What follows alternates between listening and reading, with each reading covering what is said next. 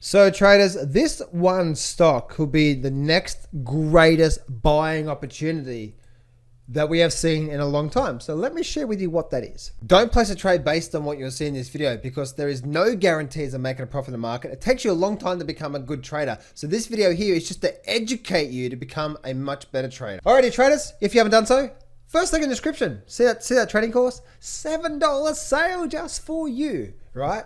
Anyway, first link in the description, go get access to that. Now, here's what I'm seeing right now. Good old 33333, right? Actually, they do this here, right? 33. Do you know what 3333 is? Well, 333 is the good old what? China Evergrande group. Here's the thing about markets and cycles and so on and so forth. Actually, you know what? Let me actually do this here. Let's bring up oil as an example.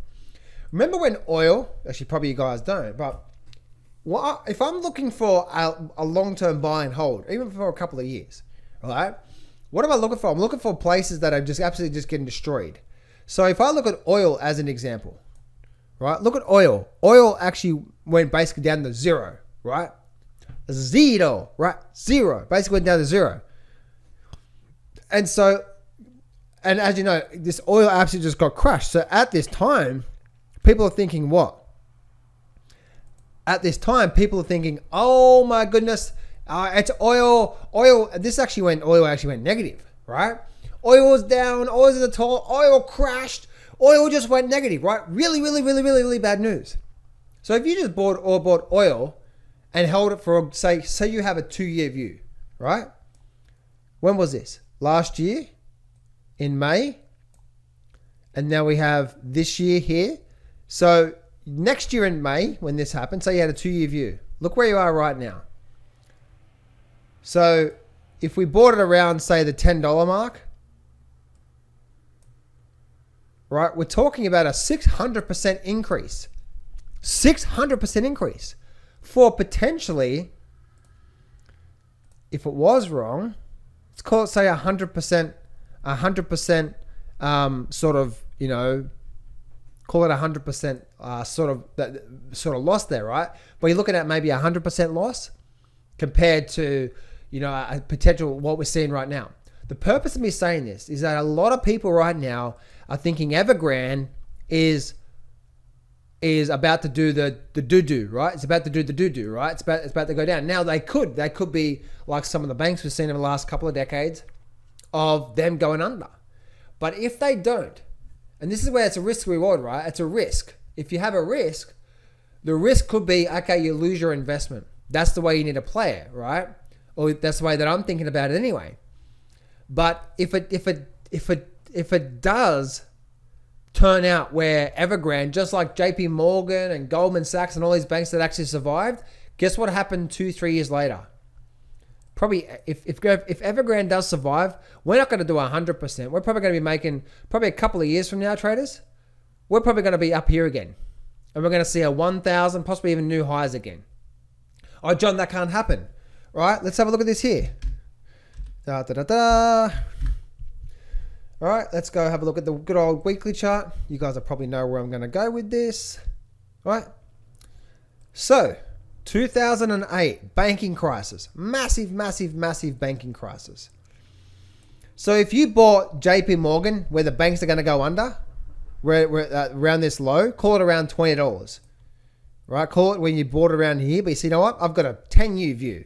Or, you know, I'm just going to buy and hold it. Guess what now? You are up 700% increase.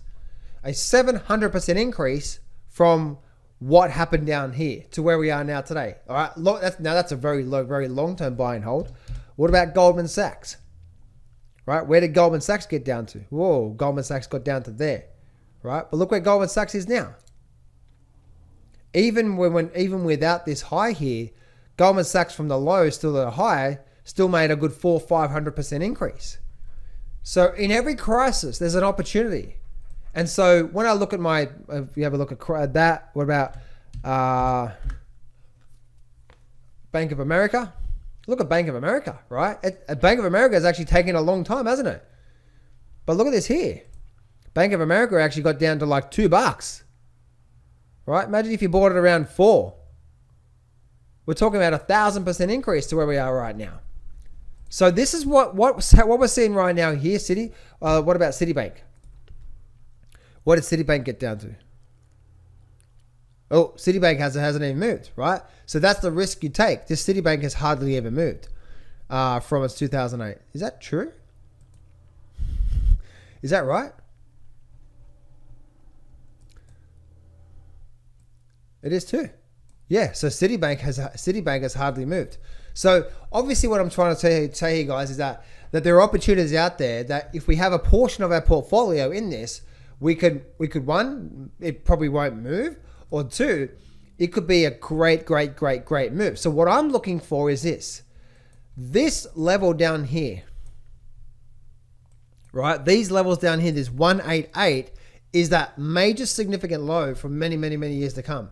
If we get a flush down like so, we get a flush down like this, and then suddenly we start to get back a big sort of move back up like that. This is probably going to be probably going to be the final low, and then we're probably then going to start to see some really nice moves to the upside, especially in the Chinese market. So a lot of people are running away from Evergrande, but just like even Barber, when people are running away from Barber, I see Barber being a great opportunity for, once again, a long-term buy and hold. So Evergrande's this again, you know, I'm not saying this is definitely going to do really well, because you know that's the risk you take. But if you put a small portion of your portfolio and you say, you know what, over the next 3 or 4 or 5 years or maybe longer, we could start to see a 500% increase or more, then that could be, that small risk on your portfolio could mean a really big reward long term.